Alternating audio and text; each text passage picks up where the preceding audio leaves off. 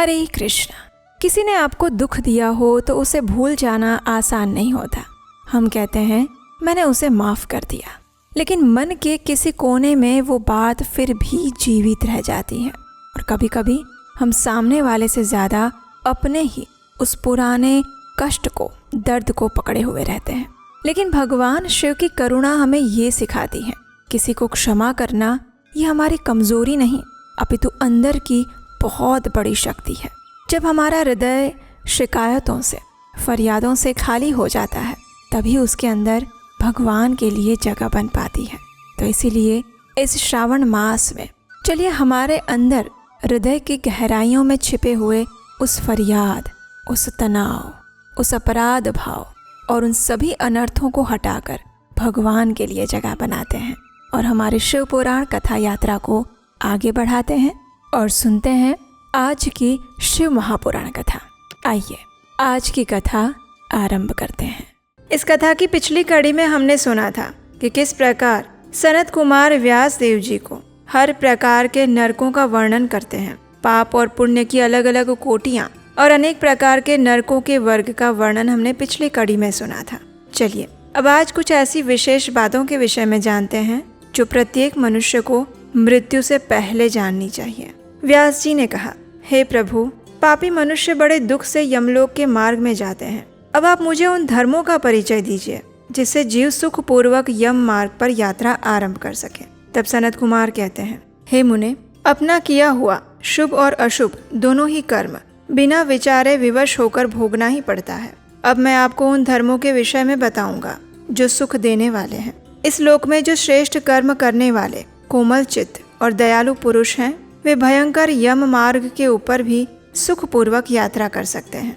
जो श्रेष्ठ और सुयोग्य ब्राह्मण को जूता और खड़ाऊ दान करता है, वो मनुष्य विशाल घोड़े पर सवार होकर बड़े सुख से यमलोक में जाता है। छत्र दान करने से मनुष्य उस मार्ग पर उसी तरह छाता लगाकर चलते हैं जैसे यहाँ छाते वाले लोग चलते हैं। शिविका का दान करने से मनुष्य रथ के द्वारा सुख से यात्रा करते हैं। शैया और आसन का दान देने से दाता यमलोक के मार्ग में विश्राम करते हुए सुखपूर्वक जाते हैं। जो बगीचे लगाते हैं, छायादार वृक्ष का आरोपण करते हैं अथवा सड़क के किनारे वृक्षारोपण करते हैं, वे धूप में भी बिना कष्ट उठाए यमलोक जाते हैं।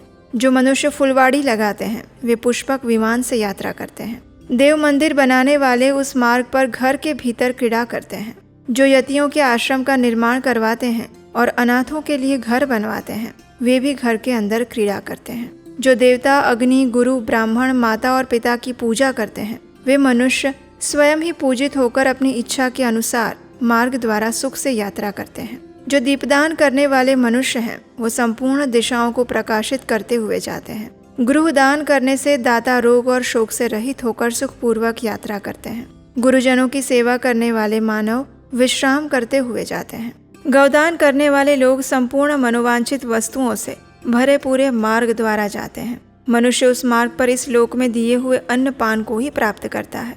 जो किसी को पैर धोने के लिए जल देता है, वो ऐसे मार्ग से जाता है जहाँ जल की सुविधा होती है। जो आदरणीय पुरुषों के पैरों में उपटन लगाता है, वो घोड़े की पीठ पर बैठकर यात्रा करता है। जो पाद्य, अभ्यंग, दीपक, अन्न और घर दान करता है, उसके पास यमराज कभी नहीं जाते। सुवर्ण और रत्न का दान करने से मनुष्य दुर्गम संकटों और स्थानों को लांघता हुआ जाता है। चांदी, गाड़ी ढोने वाले बैल और फूलों की माला दान करने से दाता सुखपूर्वक यमलोक जाते हैं। सभी दानों में अन्नदान को उत्तम बताया गया है, क्योंकि ये तत्काल तृप्ति प्रदान करने वाला, मन को प्रिय लगने वाला और बुद्धि को बढ़ाने वाला है। प्राप्त हुए अन्न की कभी निंदा ना करें और ना किसी तरह उसे फेंकें। कुत्ते और चांडाल के लिए भी किया हुआ अन्नदान कभी नष्ट नहीं होता। जो मनुष्य थके मांदे और अपरिचित पथिक को अन्न देता है और देते समय कष्ट का अनुभव नहीं करता, वो समृद्धि का भागी होता है। जो देवताओं, पितरों, ब्राह्मणों और अतिथियों को अन्न से तृप्त करता है, उसे महान पुण्य फल की प्राप्ति होती है। अन्न और जल का दान शूद्र और ब्राह्मण के लिए भी समान रूप से महत्व रखता है। अन्न की इच्छा वाले पुरुष से कभी भी उसका गोत्र, शाखा, स्वाध्याय और देश नहीं पूछना चाहिए। जो पहले बड़ा भारी पाप करके भी पीछे अन्न का दान करने वाला हो जाता है, वो सभी पापों से मुक्त होकर स्वर्ग में चला जाता है। अन्न, जल, घोड़ा, गौ, वस्त्र, शैया, छत्र और आसन, इन 8 वस्तुओं के दान यमलोक के लिए उत्तम माने गए हैं। और इसलिए सबको दान करना चाहिए। जो इस प्रसंग को सुनता है अथवा श्राद्ध में ब्राह्मणों को सुनाता है, उसके पितरों को अक्षय अन्नदान प्राप्त होता है। सनत कुमार ने आगे कहा, हे व्यास जी, जलदान भी सबसे श्रेष्ठ है। वो सभी दानों में सदा उत्तम है, क्योंकि जल सभी जीव समुदाय को तृप्त करने वाला जीवन कहा गया है। इसलिए बड़े स्नेह के साथ अनिवार्य रूप से पौंसला चलाकर दूसरों को पानी पिलाने का प्रबंध करवाना चाहिए। जलाशय का निर्माण इस लोक और परलोक में भी महान आनंद की प्राप्ति कराता है। इसलिए मनुष्य को चाहिए कि वो कुआं, बावड़ी और तालाब बनवाए। कुएं में जब पानी निकल आता है तब वो पापी पुरुष के पाप कर्म का आधा भाग हर लेता है और सत्कर्म में लगे हुए मनुष्य के सदा समस्त पापों को हर लेता है। जिसके खुदवाए हुए जलाशय में गाय, ब्राह्मण और साधु पुरुष सदा पानी पीते हैं, वो अपने सारे वंश का उद्धार कर देता है। जिसके जलाशय में गर्मी के मौसम में भी अनिवार्य रूप से पानी टिका रहता है, वो कभी दुर्गम और विषम संकट को नहीं प्राप्त होता। जिसके पोखरे में केवल वर्षा ऋतु में जल ठहरता है, उसे प्रतिदिन अग्निहोत्र करने का फल मिलता है, ऐसा ब्रह्मा जी का कथन है। जिसके तड़ाग में शरद काल तक जल ठहरता है, उसे सहस्त्र गोदान का फल मिलता है। जिसके तालाब में हेमंत और शिशिर ऋतु तक पानी उपस्थित रहता है, वो बहुत सी सुवर्ण मुद्राओं की दक्षिणा से युक्त यज्ञ का फल पाता है। जिसके सरोवर में वसंत और ग्रीष्म काल तक पानी बना रहता है, उसे अतिरात्र और अश्वमेघ यज्ञों का फल मिलता है, ऐसा मनीषी महात्माओं का कथन है। अब वृक्ष लगाने में जो गुण है उसका वर्णन सुनिए। जो वीरान और दुर्गम स्थानों में वृक्ष लगाता है, वो अपनी बीती और आने वाली संपूर्ण पीढ़ियों को तार देता है। इसलिए वृक्ष अवश्य लगाने चाहिए। ये वृक्ष लगाने वाले के पुत्र होते हैं, इसमें संशय नहीं है। वृक्ष लगाने वाला पुरुष परलोक में जाने पर अक्षय लोगों को पाता है। पोखरा खुदाने वाला, वृक्ष लगाने वाला और यज्ञ कराने वाला जो द्विज है, वो तथा दूसरे सत्यवादी पुरुष ये स्वर्ग से कभी नीचे नहीं गिरते। हे व्यास जी, सत्य ही पर ब्रह्म है, सत्य ही परम तप है, सत्य श्रेष्ठ यज्ञ है और सत्य ही उत्कृष्ट शास्त्र ज्ञान है। देवता, पितर, मनुष्य, नाग, राक्षस और चराचर प्राणियों सहित समस्त लोग सत्य के द्वारा ही प्रसन्न होते हैं। लोक में संपूर्ण वेदों का पालन और संपूर्ण तीर्थों का स्नान केवल सत्य वचन से सुलभ हो जाता है। सत्य को परम पद बताया गया है और इसीलिए मनुष्य को सदैव सत्य बोलना चाहिए। सत्यपरायण मुनि अत्यंत दुष्कर तप करके स्वर्ग को प्राप्त हुए हैं और सत्य धर्म में अनुरक्त रहने वाले सिद्ध पुरुष भी सत्य से ही स्वर्ग के निवासी हुए हैं और इसीलिए सदैव सत्य बोलना चाहिए। सत्य से बढ़कर दूसरा कोई धर्म नहीं है। सत्य रूपी तीर्थ अगाध, विशाल, सिद्ध और पवित्र जलाशय है। उसमें योग युक्त होकर मन के द्वारा स्नान करना चाहिए। जो मनुष्य अपने लिए, दूसरों के लिए अथवा अपने पुत्रों के लिए भी झूठ नहीं बोलते हैं, वे ही स्वर्गगामी होते हैं। वेद, यज्ञ और मंत्र ये ब्राह्मणों में सदा निवास करते हैं, लेकिन असत्यवादी ब्राह्मणों में इनकी प्रतीति नहीं की जा सकती। इसलिए सदैव सत्य बोलना चाहिए। उसके बाद सनत कुमार ने तपस्या के विषय में महिमा गान किया। उन्होंने कहा, हे मुने, संसार में ऐसा कोई सुख नहीं है जो तपस्या के बिना सुलभ हो जाए। तपस्या से ही सारा सुख प्राप्त होता है। इस बात को सभी वेदवेत्ता पुरुष जानते हैं। ज्ञान, विज्ञान, आरोग्य, सुंदर स्वरूप, सौभाग्य और शाश्वत सुख तप से ही प्राप्त होते हैं। तपस्या से ही ब्रह्मा बिना परिश्रम के ही संपूर्ण विश्व की सृष्टि करते हैं। तपस्या से ही भगवान विष्णु इसका पालन करते हैं और तपस्या के बल से ही रुद्रदेव इसका संहार करते हैं और तप के प्रभाव से ही शेष अशेष भूमंडल को धारण करते हैं। आइए अब स्वाध्याय की महिमा सुनते हैं। हे मुने, जो वन में जंगली फल मूल खाकर तपस्या करता है और जो वेद की एक ऋचा का स्वाध्याय करता है, इन दोनों का फल समान है। श्रेष्ठ द्विज वेद अध्ययन से जिस पुण्य को पाता है, उससे दूना फल उस वेद को पढ़ाने से पाता है। जैसे चंद्रमा और सूर्य के बिना जगत में अंधकार छा जाता है, उसी प्रकार पुराण के बिना ज्ञान का आलोक नहीं रह जाता। इसलिए सदैव पुराण का अध्ययन करना चाहिए। अज्ञान के कारण नरक में पड़कर सदा संतप्त होने वाले लोग को जो शास्त्र का ज्ञान देकर समझाता है, वह पुराण वक्ता अपनी इस महत्ता के कारण सदैव पूजनीय है।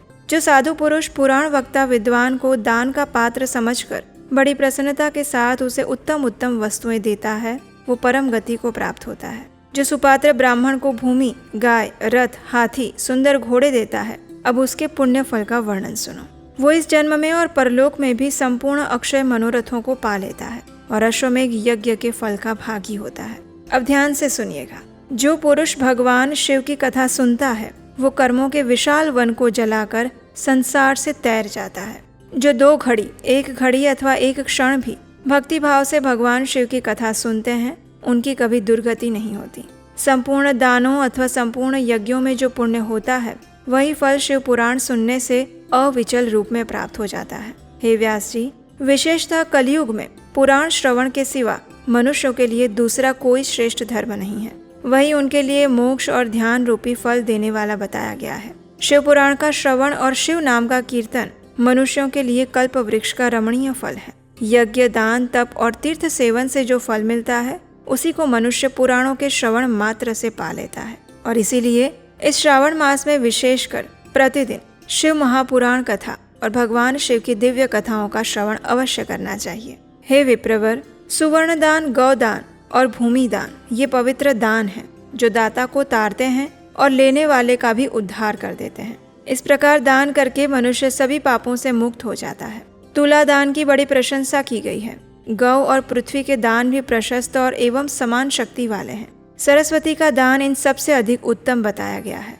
और सरस्वती का दान यानी वैदिक शास्त्र और वैदिक धर्म के प्रचार के लिए किया गया दान, हमारे शास्त्रों के प्रमाणभूत प्रचार कार्य के लिए दिया गया दान। नित्य दुही जाने वाली गाय, छाता, वस्त्र, जूता और अन्न तथा जल, ये सभी वस्तुएं याचकों को देनी चाहिए। तुला पुरुष का दान सभी दानों में भी उत्तम है। जो अपने लिए कल्याण चाहे, उसे तराजू पर बैठना और अपने शरीर से तोली गई वस्तु का दान करना चाहिए। हे मुनिवरों में श्रेष्ठ, पाताल लोक से ऊपर के जो नरक हैं, अब उनका वर्णन आप मुझसे सुनिए।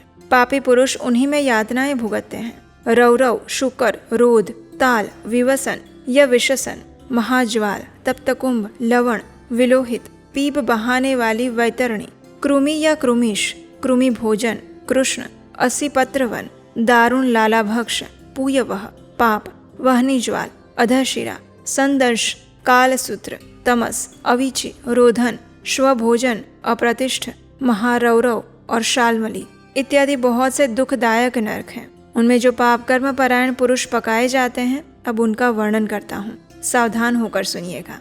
जो मनुष्य ब्राह्मणों, देवताओं और गौओं के लिए हितकर कार्यों के सिवा अन्य किसी कार्य के लिए झूठी गवाही देता है अथवा सदैव झूठ बोलता है, वो रौरव नरक में जाता है। जो गर्भस्थ शिशु की भ्रूण हत्या करता है और सुवर्ण की चोरी करता है, गाय को कटघरे में बंद करने वाला, विश्वासघाती, शराबी, ब्रह्म हत्यारा, दूसरों के द्रव्य का अपहरण करने वाला और इन सब का संगी है, वो मरने पर तप्त कुंभ नामक नरक में जाता है। गुरु के वध से भी इसी नरक की प्राप्ति होती है। बहन, माता, गौ तथा पुत्री का वध करने से भी तप्त कुंभ में ही गिरना पड़ता है। साध्वी स्त्री को बेचने वाला, अधिक ब्याज लेने वाला, केश विक्रय करने वाला और अपने भक्त को त्यागने वाला, ये सभी पापी तप्त लोह नामक नरक में पकाए जाते हैं। जो नराधम गुरुजनों का अपमान करता है, उनके प्रति दुर्वचन बोलता है और जो वेद की निंदा करता है, वेदों को बेचता है और अगम्य स्त्री से संभोग करता है, वे सब के सब लवण नामक नरक में जाते हैं। चोर विलोहित नामक नरक में गिरता है। मर्यादा को दूषित करने वाले पुरुष की भी ऐसी ही दुर्गति होती है। जो पुरुष देवता, ब्राह्मण और पितृगण से द्वेष करता है, जो रत्न को दूषित यानी कि रत्नों में मिलावट कर देता है, वह कृमि भक्षक नामक नरक में पड़ता है। जो दूषित यज्ञ यानी कि दूसरों को हानि पहुंचाने के लिए किया गया कोई भी तांत्रिक प्रयोग या हिंसा प्रधान तामसिक यज्ञ करता है, वो कृमिश नामक नरक में पड़ता है। जो नराधम पितृगण, देवगण और अतिथियों को छोड़कर बलि वैश्व देव के द्वारा देवता आदि का भाग उन्हें अर्पण किए बिना ही भोजन करता है, वो उग्र लालाभक्ष नरक में गिरता है। जो शस्त्र समूहों का निर्माण करता है, वो भी उसी में जाता है। जो द्विज अंत्यज सेवा लेता है, असत दान ग्रहण करता है, यज्ञ के अनधिकारियों से यज्ञ कराता है और अभक्ष्य भोजन करता है, ये सब के सब रुधिरौध नामक नरक में गिरते हैं। जो सोम रस को बेचने वाले हैं, उनकी भी ऐसी ही गति है। यज्ञ और ग्राम को नष्ट करने वाला घोर वैतरणी नदी में पड़ता है। जो नई जवानी से मतवाले होकर धर्म की मर्यादाओं को तोड़ते हैं, अपवित्र आचार विचार करते हैं और छल कपट से जीविका चलाते हैं, ऐसे लोग कृत्य नामक नरक में जाते हैं। जो अकारण ही वृक्षों को काट देते हैं, वो असीपत्रवन नामक नरक में जाता है। भेड़ों को बेचकर जीविका चलाने वाले और पशुओं की हिंसा करने वाले कसाई निश्चित रूप से वहनी ज्वाल नामक नरक में गिरेंगे। भ्रष्टाचारी ब्राह्मण, क्षत्रिय और वैश्य और जो कच्चे खपड़ों और ईंट आदि को पकाने के लिए पजावे में आग देता है, वे सब उसी वर्णी ज्वाल नर्क में गिरते हैं। जो व्रतों का लोप करने वाले और अपने आश्रम से गिरे हुए हैं, वे दोनों ही प्रकार के पुरुष अत्यंत दारुण संदंश नामक नर्क की यातना में पड़ते हैं। जो ब्रह्मचारी होकर भी स्वप्न में वीर्य स्खलन करते हैं और जो पुत्रों से विद्या पढ़ते हैं, वे स्वभोजन नामक नर्क में गिरते हैं। इस प्रकार ये और भी सैकड़ों हजारों नर्क हैं, जिनमें पाप कर्मी प्राणी यातनाओं की आग में डालकर पकाए जाते हैं। इन सभी पापों के समान और भी सहस्त्रों पाप कर्म हैं, जिन्हें नरकों में पड़कर मनुष्य भोगा करते हैं। जो लोग मन, वाणी और क्रिया द्वारा अपने वर्ण और आश्रम के विरुद्ध कर्म करते हैं, वे भी नरक में गिरते हैं। नरक में सिर नीचे करके लटकाए गए प्राणी स्वर्गलोक में रहने वाले देवताओं को देखा करते हैं, और देवता लोग भी नीचे दृष्टि डालने पर उन सभी अधोमुख नारकी जीवों को देखते हैं। पापी लोग नरक की यातना भोगने के बाद क्रमशः धीरे धीरे उन्नति करते हुए स्थावर, कृमि, जलचर, पक्षी, पशु, मनुष्य, धर्मात्मा, मानव, देवता और मुमुक्षु होते हैं, और फिर अंत में मोक्ष प्राप्त करते हैं। जितने जीव स्वर्ग में हैं, उतने ही नरक में हैं। जो पापी पुरुष अपने पाप का प्रायश्चित नहीं करता, वो अवश्य ही नरक में जाता है। एकमात्र भगवान शिव का स्मरण ही सर्वोत्तम प्रायश्चित है। प्रातःकाल, सायंकाल, रात में और मध्याह्न आदि में भगवान शिव का स्मरण करने से पाप रहित हुआ मनुष्य महेश्वर धाम को प्राप्त करता है। जिसका चित्त जप और होम तथा तपस्या और पूजा आदि करते समय निरंतर भगवान के चिंतन में लगा रहता है, उसके लिए इंद्र आदि पद की प्राप्ति रूप फल स्वतः प्राप्त हो जाते हैं। जो पुरुष भक्ति भाव से दिन रात भगवान का स्मरण करता है, उसके सारे पातक नष्ट हो जाते हैं, और इसलिए वो नरक में नहीं गिरता। इस कथा को आगे कहते हुए सनत कुमार कहते हैं, हे मुनिश्रेष्ठ, पूर्व काल में पार्वती जी ने अनेक प्रकार की दिव्य कथाएं सुनकर परमेश्वर शिव को प्रणाम करके उनसे ये बात पूछी थी। पार्वती माता ने कहा, हे भगवान, मैंने आपकी कृपा से संपूर्ण मत जान लिए हैं। हे देव, जिन मंत्रों द्वारा जिस विधि से जिस प्रकार आपकी पूजा होती है, वो भी मुझे ज्ञात हो गया। लेकिन हे प्रभु, अब भी एक संशय रह गया है, और वो संशय है कि काल चक्र के संबंध में। हे देव, मृत्यु आने के क्या निशान होते हैं? आयु का क्या प्रमाण है? अगर मैं आपकी प्रिया हूँ तो आप मुझे ये सभी बातें बताइए। जब मनुष्य मृत्यु काल के निकट आता है तो उसके कौन कौन से लक्षण हैं, अब इस विषय में हम सुनेंगे। महादेव जी ने कहा, हे प्रिय, यदि अकस्मात ही शरीर सभी ओर से सफेद या पीला पड़ जाए और ऊपर से कुछ लाल दिखे, तो ये जानना चाहिए कि उस मनुष्य की मृत्यु 6 महीने के अंदर हो जाएगी। हे शिवे, जब मुंह, कान, नेत्र और जीवा का स्तंभन हो जाए, तब भी 6 महीने के भीतर ही मृत्यु जाननी चाहिए। जो रूरू मृग के पीछे होने वाली शिकारियों की भयानक आवाज को भी जल्दी नहीं सुनता, उसकी मृत्यु भी 6 महीने के भीतर हो जाती है। जब सूर्य, चंद्रमा और अग्नि के सानिध्य से प्रकट होने वाले प्रकाश को मनुष्य नहीं देखता, उसे सब कुछ काला काला और अंधकार आच्छन्न दिखाई देता है, तब उसका जीवन 6 मास से अधिक नहीं हो सकता। जब मनुष्य का बायां हाथ लगातार 1 सप्ताह तक फड़कता रहता है, तब उसका जीवन 1 मास ही शेष रह जाता है, ऐसा जानना चाहिए, और उसमें कोई संशय नहीं है। जब सारे अंगों में अंगड़ाई आने लगे और तालु सूख जाए, तब वह मनुष्य 1 मास तक ही जीवित रहता है। त्रिदोष में जिसकी नाक बहने लगे, उसका जीवन 15 दिन से अधिक नहीं चलता। मुंह और कंठ सूखने लगे तो ये जानना चाहिए कि 6 महीने बीतते बीतते इसकी आयु समाप्त हो जाएगी। हे भामिनी, जिसकी जीभ फूल जाए और दांतों से मवाद निकलने लगे, उसकी भी 6 महीने के अंदर मृत्यु हो जाती है। इन चिन्हों से मृत्यु काल को समझना चाहिए। हे सुंदरी, जल, तेल, घी और दर्पण में भी जब अपनी परछाई ना दिखाई दे या फिर विकृत दिखाई दे, तब काल चक्र के ज्ञाता पुरुष को ये जान लेना चाहिए कि उसकी आयु अब 6 मास से अधिक की नहीं रह गई। अब दूसरी बात सुनो, जिससे मृत्यु का ज्ञान होता है। जब अपनी छाया को सिर से रहित देखें अथवा अपने को छाया से रहित पाए, तब वो मनुष्य 1 मास भी जीवित नहीं रहता। हे पार्वती, ये मैंने अंगों में प्रकट होने वाले मृत्यु के लक्षण बताए। अब बाहर प्रकट होने वाले लक्षणों का वर्णन करता हूँ, ध्यान से सुनो। जब चंद्रमंडल या सूर्यमंडल प्रभाहीन और लाल दिखाई दे, तब आधे मास में ही मनुष्य की मृत्यु हो जाती है। अरुंधति, महायान, चंद्रमा, इन्हें जो ना देख सके अथवा जिसे ताराओं का दर्शन ना हो सके, ऐसा पुरुष 1 मास तक जीवित रहता है। अगर ग्रहों का दर्शन होने पर भी दिशाओं का ज्ञान ना हो पाए, मन पर मूढ़ता छाई रहे, तो 6 महीने में निश्चित ही मृत्यु हो जाती है। यदि उतथ्य नामक तारा का, ध्रुव का अथवा सूर्यमंडल का भी दर्शन ना हो सके, रात्रि में इंद्रधनुष और मध्याह्न में उल्कापात होता दिखाई दे और गीद और कौवे घेरे रहें तो उस मनुष्य की आयु 6 महीने से अधिक नहीं होती। अगर आकाश में सप्तर्षि स्वर्ग मार्ग ना दिखाई दे तो कालज्ञ पुरुषों को उस पुरुष की आयु 6 मास ही शेष समझनी चाहिए। जो अकस्मात सूर्य और चंद्रमा को राहु से ग्रस्त देख लेता है और संपूर्ण दिशाएं जिसे घूमती दिखाई देती है, वो अवश्य ही 6 महीने में मर जाता है। यदि अकस्मात नीली मक्खियां आकर पुरुष को घेर ले तो वास्तव में उसकी आयु 1 मास ही शेष जाननी चाहिए। अगर गीद, कौवा अथवा कबूतर सिर पर चढ़ जाए तो वह पुरुष शीघ्र ही 1 मास के भीतर मर जाता है और उसमें कोई संशय नहीं है। भगवान शिव से यह सब कुछ सुनकर देवी पार्वती ने पूछा, हे प्रभु, काल से आकाश का भी नाश होता है, क्या यहाँ ऐसा कोई साधन है जिससे उस काल को भी नष्ट किया जा सके? तब शिव जी कहते हैं, हे देवी, श्रेष्ठ देवता, दैत्य, यक्ष, राक्षस, नाग और मनुष्य किसी के द्वारा भी काल का नाश नहीं किया जा सकता, लेकिन जो ध्यान परायण योगी हैं वे शरीरधारी होने पर भी सुखपूर्वक काल को नष्ट कर देते हैं। ये पंचभूतों से बना हुआ शरीर सदा उन भूतों के उत्तम गुणों से युक्त ही उत्पन्न होता है और उन्हीं में इसका लय होता है। मिट्टी की देह मिट्टी में ही मिल जाती है। आकाश से वायु उत्पन्न होती है, वायु से तेजस तत्व प्रकट होता है, तेज से जल का प्राकट्य बताया गया है और जल से पृथ्वी का आविर्भाव होता है। पृथ्वी आदि भूत क्रमशः अपने कारण में लीन होते हैं। पृथ्वी के 5, जल के 4, तेज के 3 और वायु के 2 गुण होते हैं। आकाश का एकमात्र शब्द ही गुण है। पृथ्वी आदि में जो गुण बताए गए हैं उनके नाम इस प्रकार हैं: शब्द, स्पर्श, रूप, रस और गंध।